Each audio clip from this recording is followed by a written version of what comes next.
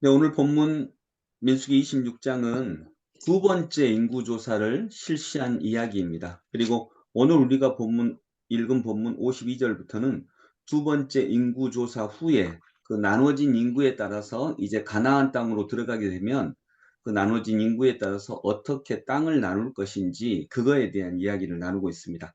땅을 나누는 기준이 나옵니다. 그 기준이 뭡니까? 사람 수요. 네.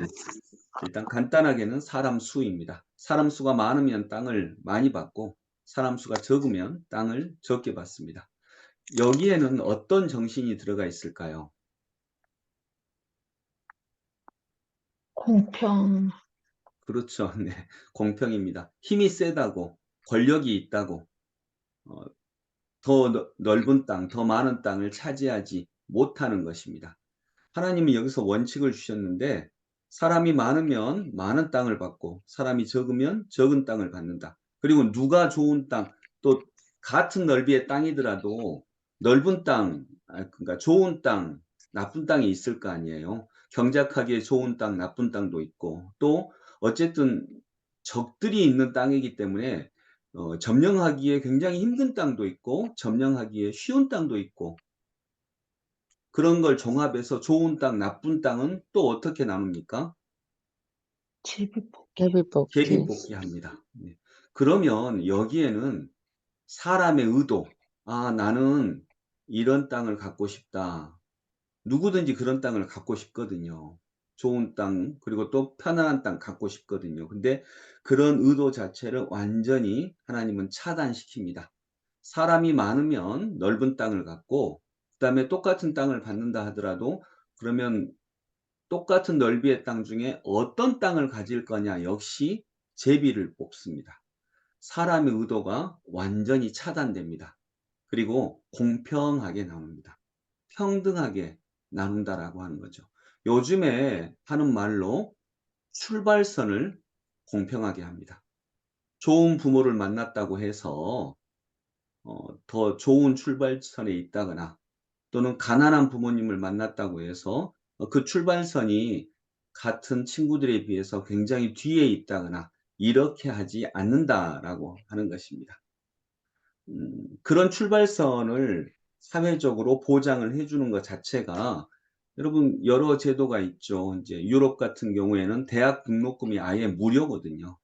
대학 등록금이 아예 무료가 되고 그리고 의사라든가 이런 사회적 지도층, 미국은 그게 아닌데 유럽 같은 경우는 권력이 있는 사람, 사회적 지도층과 일반 그냥 노동자, 평범한 노동자 간의 월급 차이가 많지 않다는 것입니다.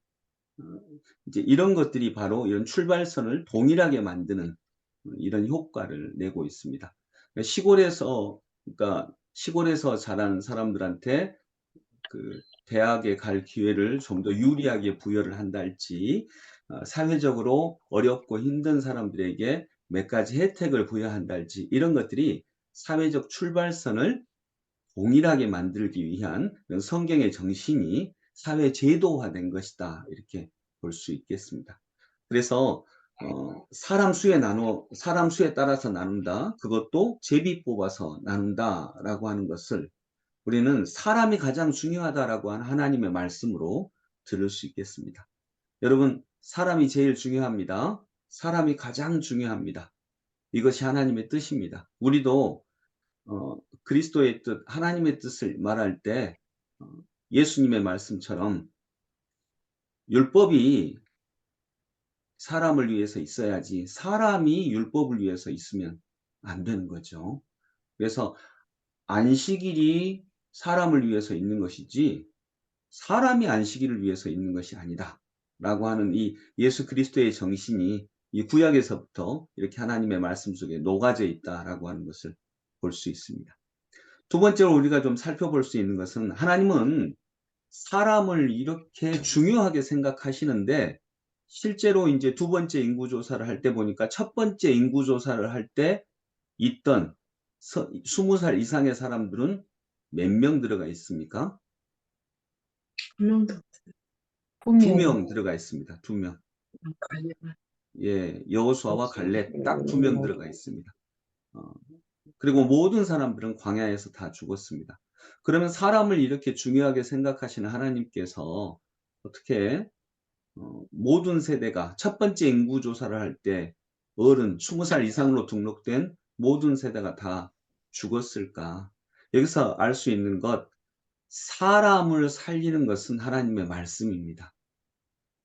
하나님의 말씀이 없으면 우리들은 우리들의 죄로 인하여서 오히려 다 죽게 되는 것입니다. 그래서 사람이 사람의 뜻을 가지고는 사람을 살릴 수 없습니다. 사람을 살리는 것은 하나님의 말씀인 것을 우리가 기억을 해야 되겠습니다. 그래서 하나님의 말씀 앞에 온전하지 못했고 하나님의 말씀을 저버렸던 사람들은 사람을 가장 중요하게 생각하시는 하나님, 그분에 의해서 사람을 가장 중요하게 생각하시기 때문에 때로는 그 사람들을 가나안 땅, 젖과 꿀이 흐르는 땅에 들어가지 못하게 하신 것입니다. 즉 사람을 사랑해서는 나 한 사람, 나 개인, 때로는 하나님을 배제한 사람을 사랑해서는 사람을 살릴 수 없다는 것입니다. 그래서 우리가 그리스도인으로서 사람을 살리는 것이 아니라 하나님의 뜻, 모든 사람을 살리시는 하나님의 말씀 앞에 순종할 때에 오히려 그것이 사람에게 도움이 되는 은혜를 누릴 수 있기를 원합니다. 어, 성도 여러분, 오늘 말씀을 정리하면서 하나님은 사람을 가장 중요하게 생각하십니다. 그래서 사람이 가장 중요하기 때문에 모든 사람을 살리는 하나님의 말씀을 사람들에게 주시고 그 말씀을 지키게 하십니다. 그 말씀 앞에 또 겸손하게 순종하여 모든 사람을 살리는 하나님의 은혜가 우리 안에 있기를 원합니다. 기도하겠습니다. 아버지 하나님, 새로운 땅을 분배할 때의 원칙이 하나 있습니다.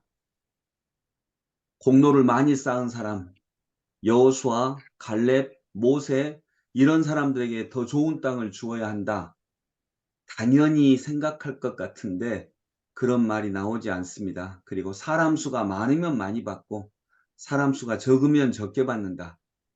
그리고 또 어떤 땅을 가질 것인가도 제비 뽑아서 결정한다. 거기에는 힘이나 권력이나 이런 것들이 전혀 들어가 있지 않습니다. 똑같은 출발선에서 다시 출발하게 하십니다.